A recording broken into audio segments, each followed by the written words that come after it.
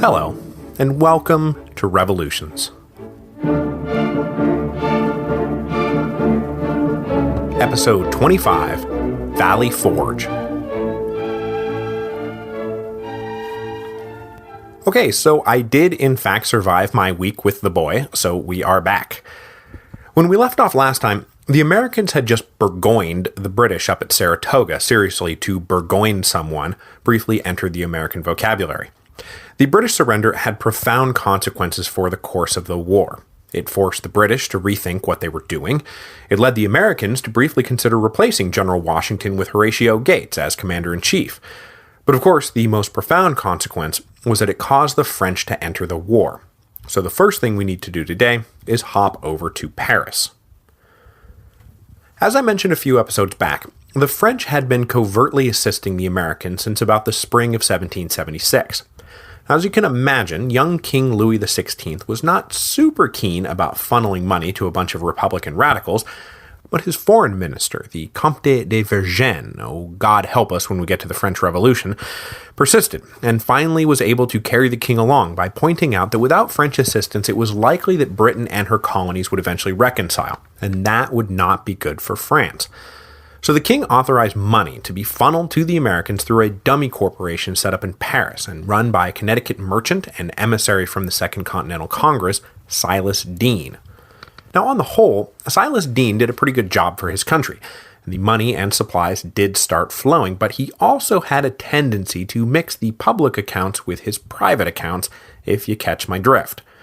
Deane would eventually come under heavy fire for his sloppy bookkeeping, though he would find a credible defender in Benjamin Franklin, who was practical enough of a man not to quibble over a little patriotic graft, if that's what it took to keep the wheels greased.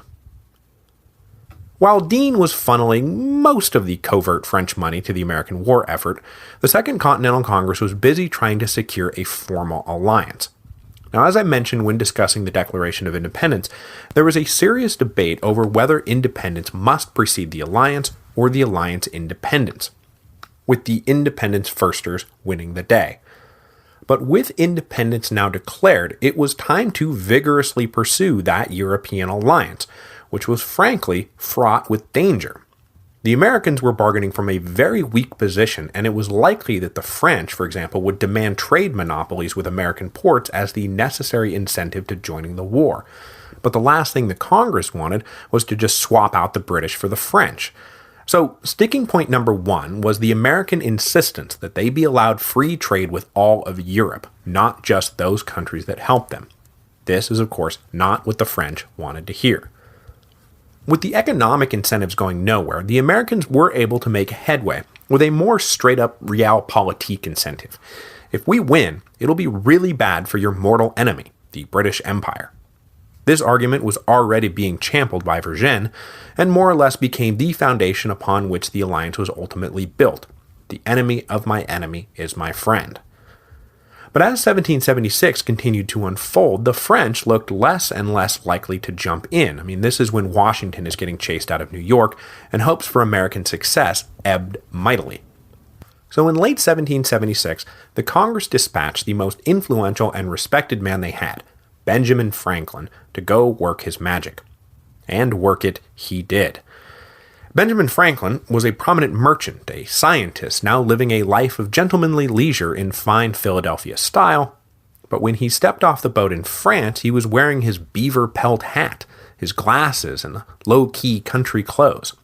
And from that moment on, he played the part of the frontier New World rustic to perfection. Wherever he went, he utterly charmed French society with his intelligence, his wit, and his quaint American style. It was all a show, of course, but it was one the French seemed to delight in partaking in. Franklin and the French pretty much fell in love with each other, and Franklin would spend the next decade among them. But all the charm in the world couldn't solve the insurmountable hurdle to French involvement, the not unreasonable belief that the Americans simply couldn't win the war. And what I mean by that is that the French had no interest in fighting the Americans' war for them. And until the Americans proved that they could hold their own and just needed some help to get over the top, the French refused to go beyond covert payments.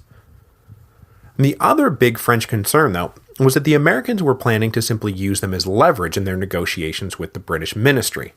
So French involvement had to be about breaking the British Empire apart, not helping to knit it back together. The Declaration of Independence went a long way towards mollifying that fear, but it was almost impossible to tell from Paris whether that declaration represented the will of the people or the will of a tiny clique of super radicals. So this is where Franco-American relations stood when news of Saratoga arrived in December 1777. Word of Burgoyne's defeat frankly stunned the French government, and along with reports of the failed but professionally ambitious effort by Washington at Germantown, it led the French to quickly start talking formal alliance. For one, the Americans had just clearly proved that they were fighting a real war with real armies and could really win. For another, Burgoyne's surrender opened the very real possibility that the war-weary British might bag it and come to terms with the Americans. If the French didn't act now, this golden opportunity to divide the British Empire might pass them by. And indeed, at that very moment, the British ministry was in fact putting together a peace envoy that would sail for America in the spring. So in February 1778, various treaties, commercial, political, military, started getting signed by the French government and the American representatives. These made their way to the Congress in May 1778, just ahead of the British envoys who, yes, offered peace terms, but those fell short of recognizing independence. Congress spurned the British overtures and took the deal with France. By June 1778, France and Britain were officially at war, and suddenly it was a whole new ballgame. So that covers the French reaction to Saratoga, but what about the British? As I said, the French were really concerned that Burgoyne's defeat meant that the British would soon be throwing in the towel. And indeed, Saratoga did pretty fundamentally rock the boat back in London, and invite some major criticisms of the ministry. By this point, Lord North was sick of being Prime Minister and looking for a way out, but he was trapped in office by King George, who was starting to really dig his heels in on crushing the Americans at all costs, not backing down, and not giving in to weak-willed backbenchers in Parliament who were taking unpatriotic potshots at his government. But the king's full-speed-ahead attitude aside, there were serious questions about how the war was being waged. The spring of 1778 is approaching, so we're now 3 years past Lexington and Concord, and not only are the colonials still fighting, but we just lost 10,000 guys in upstate New York, so what the heck is going on over there? Obviously, it was time for heads to start rolling, and obviously the first man led to the scaffold was General William Howe. He had long faced understandable criticisms for his less than zealous conduct in the colonies. Time and again, the Americans had been beaten, only to slip away. Then, of course, there was his decision to head for Philadelphia when he should have been coordinating with Burgoyne, and then there was his conduct in Philadelphia over the winter. He spent the months in such lavish and carefree ease that Washington remarked that Howe did not capture Philadelphia so much as Philadelphia captured Howe. So, in March 1778, Howe was recalled, though he wouldn't leave until May, and Henry Clinton was promoted to Commander-in-Chief. Which brings us to the third of our triumvirate of reputation. Henry Clinton was born in maybe 1730, though apparently we don't really know. But whatever the real date, he was the youngest of the three main British generals. His father was an admiral in the Navy, had been appointed governor of New York when young Henry was about 12, and so the whole family picked up and moved to America. Clinton started up the ranks of the army while living in New York, but there's only so far you can go in the colonies, just ask George Washington, and he returned to Britain in 1749. Clinton wound up serving in Germany during the 7 Years' War, and he became well acquainted with a number of the officers who wound up serving on both sides of the American Revolution, including Charles Lee and the man who was about to become his second in command, Lord Cornwallis. Clinton and Cornwallis were thus long-time comrades in arms when the Revolutionary War broke out, but whatever friendship they shared was about to be destroyed by the stress of trying to defeat this confounded rebellion. In less than a year, they will barely be on speaking terms. But the change in top commanders was only part of the British ministry's refocused war effort. With nothing in the North having thus far worked at all, the ministry decided to literally come at this from a different angle, and head for the southern colonies where loyalists were supposedly plentiful. The new plan was to win over the South without too much difficulty, and then push steadily north until the rebellion was choked out. But as we've seen, running a war from 3,000 miles away is really hard, and though reports of strong loyalist sentiment in the South were true, those reports failed to mention that there was also strong patriot sentiment. Patriot sentiment that existed for its own reasons, independent of any grievances of the New Englanders or the Middle colonists. So, as we will see next week, the plan to win the South would prove no less difficult than any other attempts the British made to win the war, because despite the persistent belief in London that this whole rebellion was the work of a small band of hardcore radicals, support for the American war effort was in fact both deep and widespread and plentiful in the South. But of course, as the ministry was trying to alter its focus, it was hit with the broadside that the French were joining the Americans. So in response, British eyes moved even further south, down to the West Indies, where plans were hatched to start attacking French colonial holdings and make them rue the day that they stepped into this Anglo family squabble. But that meant that they also now had to keep an eye on the home islands, lest the French take advantage of British concentration of forces in the Americas to attack across the English Channel. But the ministry was divided on how seriously to take this threat, and so once again they started pumping out orders that wound up being both incoherent and insufficient, because they now had 4 things they were trying to do at once: defend the home islands, try and prevent the French from sending a fleet to America, attack French positions in the West Indies, and of course, defeat the American rebels. But they did not really have the resources to do all of this at once, and so every time they focused on one thing, they wound up neglecting another. This is, for example, how the French fleet was able to cross the Atlantic more or less unopposed, because running a tight blockade would pull too many ships out of the channel. And it's why Henry Clinton started getting orders to transfer men down to the West Indies, men he really shouldn't be transferring if they actually expected him to win the war against the rebels. While all of this is unfolding in the courts of Europe over the winter of 1777-1778, George Washington and his beleaguered army were suffering at Valley Forge, Pennsylvania. 18 miles northwest of Philadelphia, Washington selected the spot for a variety of reasons. It was on easily defensible high ground, it was distant enough to be out of the way of both the British and potentially disgruntled civilians, while simultaneously being close enough should the latter need protection from the former. General Howe had more or less holed up in Philadelphia in October, but in early December he marched out to try to steal a victory before the year was out, but finding the American position at White Marsh too strong, he retired for the year, and, as it would turn out, for the war. With the British now officially snug in their beds, the Continentals went off to Valley Forge to sleep on the ground. The army that straggled into the absolutely nothing they found at Valley Forge numbered about 11,000. And when I say nothing, there was just nothing. The first thing they had to do was construct little rudimentary huts that they could cram themselves into. The floor was bare ground. The beds were bare ground. For nourishment, the soldiers lived pretty much nonstop on a delicacy dubbed fire cake, which was flour mixed with water and heated on rock. That's it. Flour and water for like months on end. And there were a few times, especially in February 1778, when even the flour ran out, and they just had nothing. Washington spent the winter begging, pleading, and demanding more and better supplies from both the civilians in Congress and the officers running his supply chain, but kept getting nothing. The Congress more or less punted its responsibilities and simply authorized Washington to commandeer what he needed. But Washington was basically too smart to fall into that trap. As we've seen, George Washington is a mixed bag when it comes to his generalship. But one thing he never lost sight of was that he was fighting a political war and could not afford to alienate the population. He was, for example, really super hard, like summary execution hard, on looters and thieves in his ranks. Resorting to forced requisitions might temporarily strengthen his army, but it also might permanently weaken the overall war effort. That he held as firmly as he could to this principle in the face of his own army's deprivations and the knowledge that many of the locals were, as we speak, selling supplies to the British in Philadelphia, is nothing short of remarkable. It's not to say he wasn't basically running on liquid fury during the months at Valley Forge, just that his composure through it all was damn near superhuman.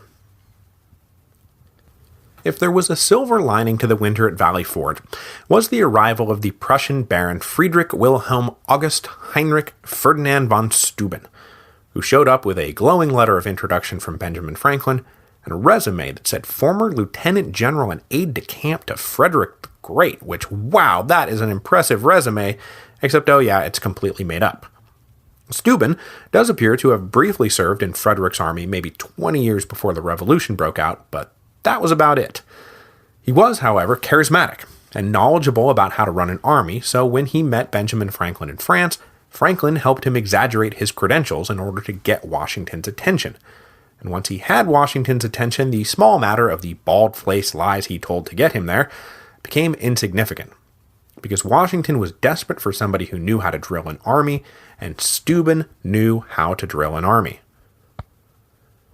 The Baron was given command of a model company, whose example would then be used to teach the rest of the army. Unfortunately, Steuben did not speak English, and no one in camp spoke German. But he did speak French, as did an American officer, so Steuben took to calling instructions in French and having the French immediately translated into English. Now this, as you can imagine, was an awkward way of doing business, but luckily, when the troops messed up, Steuben would descend into these red-faced fits laced with heavy doses of German cussing, which the men found understandably hilarious. So the drilling with the Baron lightened the mood of an otherwise dreary camp. The men also came to love him because despite his temper, Steuben never tried to play the martinet with them. After making the keen observation that in Europe, you tell a soldier do this and he does it. But in America, you have to say do this, here's why you do it, and then they do it. In short order, the men learned what the Baron had to teach them, and they all knew why they were doing it. The men spending the winter in Valley Forge were, for the most part, all veterans of the previous year's campaigns, and they had discovered at both Brandywine and Germantown that discipline in the field was often the difference between life and death. They were eager to master what the Prussian officer taught, in between his fits of incomprehensible German profanity. Now, since we're on the subject of European officers serving in the American Army, we should probably introduce another man who, like Thomas Paine, will be joining us for the French Revolution, the Marquis de Lafayette. And no, I am not going to try to wrestle his full name to the ground. Lafayette was an idealistic 17-year-old noble when the American Revolution broke out, and an idealistic 19-year-old noble when he disobeyed a direct order from King Louis and hopped on a ship to seek fame, glory, and honor in the struggle for American independence. Now, I haven't talked about this, but when he first arrived, Lafayette was just another in an endless line of French soldiers of fortune who showed up on Congress's doorstep looking for fame, glory, and honor. They all expected to be made major generals and given fat salaries by these amateur colonials. But mostly, they were just a nuisance that the Americans could not afford. Washington utterly detested them. But Lafayette turned out to be different. Because yes, he expected a rank befitting his noble status, but he asked for no salary. No salary? Okay, well, you can be a major general then. And we don't have to pay you, right? When Lafayette showed up in Washington's camp in August 1777, so this is just before Brandywine, Washington was annoyed that he had yet another pompous French officer to placate, but as they reviewed the camp, and Washington apologized for its sorry state, Lafayette allegedly said, "I come here to learn, not to teach," which pretty much won over Washington, and we don't have to pay you, right? From then on, Lafayette was in Washington's inner circle, though it wasn't really clear what his rank was. Congress thought the generalship it had bestowed on this French teenager honorary, but Lafayette believed that he really was a major general, who would be given a field command as soon as General Washington decided that he was ready for it, which of course further ingratiated him with Washington. Lafayette fought at and was wounded at Brandywine, but delivered exemplary service when he held the rallying point that made an orderly retreat possible. Now, as we go forward, Lafayette will continue to serve with distinction, even as he makes his mistakes along the way, and he's gone down in American history as a fairly beloved hero of the Revolution. His return tour through the states in 1824 was a national sensation that stands as a whole historical episode in its own right, and it's why there's a Lafayette Square, or park, or circle, or avenue in practically every American city. which is all fascinating to me just now because I'm pretty deep into reading about the French Revolution, and really, no historian of the French Revolution has anything good to say about the Marquis de Lafayette, who generally gets ridiculed as a vainglorious, incompetent jackass. It's really quite something how different the treatment of Lafayette becomes depending on which revolution we're talking about. Now, the other thing Washington had to deal with while huddled in Valley Forge was a nascent movement to have him replaced as commander-in-chief. And let's face it, he had basically nothing to show for his years on campaign but the small island of Trenton in a sea of defeats and retreats. Sure, he's kept his army together even though we don't feed it or give it clothes or shelter, but we need a man who can win a battle, like Horatio Gates. And this very loose movement is known to history as the Conway Cabal. It gets its name from an Irish brigadier general named Thomas Conway, who had been fighting under Washington during the campaigns in Pennsylvania and was fairly well disgusted with what he decided was Washington's rank amateurism. Shortly after Germantown, Conway began lobbying Congress for a promotion to Major General, and used the opportunity to criticize Washington relentlessly. He also wrote to other leading officers and congressmen who shared his attitude, including Horatio Gates. But all of this carping came to nothing. Washington still had plenty of friends who informed him of everything everyone had been saying. When their words hit the sunlight, Conway lost his command, and Gates denied furiously having any part of it. And that was the end of the only real attempt to get rid of Washington during the war. Whatever his failings, he was the keystone of the whole project. Always had been, and now always would be. When the spring of 1778 finally arrived, Washington couldn't wait to get his newly drilled army into the field, and it looked like his new counterpart, Henry Clinton, was going to give him a fat opportunity right away. With the French fleet on the way, Clinton decided that trying to hold Philadelphia was pointless, and it was time to head back for the far more defensible New York City, and stage the move to the southern colonies from there. At the end of May, Washington sent out Lafayette with 2,200 men to scout around Philadelphia and keep an eye on the British so he would know the minute that they tried to march away. Lafayette's first taste of an independent command nearly ended in disaster when he was almost trapped at Barren Hill, but he deftly maneuvered his men out of danger before the walls closed in. He did report there was no doubt that the British were preparing to evacuate Philadelphia. The question is, what would the Americans do about it? Almost alone among his senior commanders, Washington wanted to attack. The most prominent dissenter to this idea was the recently returned from British custody Charles Lee. Now back at the table, Lee basically said if the British want to leave without a fight, we should build them a road paved with gold. It seems clear by this point that Lee has pretty much lost faith in the American ability to actually defeat the British, and there is good reason to believe that he spent his time in British custody providing his captors with all kinds of information about his supposed comrades. But Washington would not back down, and he was supported by both Steuben and Lafayette. The slow-moving and heavily laden British caravan would be a sitting duck ripe for the plucking. Now, all things being equal, I think Washington's instincts were exactly right. His big mistake, though, was putting Charles Lee in anything resembling a key role. After putting the men who were too sick to travel and about 3,000 terrified loyalists on ships to New York, Henry Clinton set out with somewhere between 10 and 12,000 men and about 1,500 carts on June the 18th, 1778.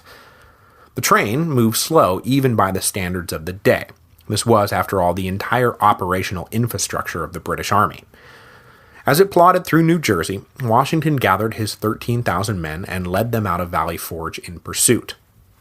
Now, Clinton did not want to wind up like Burgoyne, and he worried endlessly about getting attacked. Doubly so because he believed, erroneously as it turned out, that Horatio Gates would be coming down from the north. So when he spied a river crossing he didn't like the look of, he turned off the most direct route to New York and instead put himself on a road that would lead him through Monmouth Courthouse. Critically, the road he was now on forced him to bunch his army in a single file, with a small vanguard out in front, the baggage in the middle, and a strong rear guard led by Lord Cornwallis, really the bulk of the army. On June the 26th, The British reached Monmouth Courthouse, which is about halfway to New York. The American army was now just 10 miles to the west, but the next day both sides rested in the scorching June heat. Washington, though, determined to get at the British, sent forward an advanced army of about 5,000 men under the command of, wait for it, General Charles Lee, and more or less ordered Lee to pin down the rear guard if they tried to move. I say more or less ordered because Washington had also said that if there was some dire emergency that Lee could pull back. What Washington meant was if you get there and it turns out that the entire British army is massed in a line waiting to mow you down, then no, I'm not ordering you on a suicidal attack. But what Lee appears to have heard is don't attack if you don't feel like it. And as we've already noted, Lee was not into this plan at all.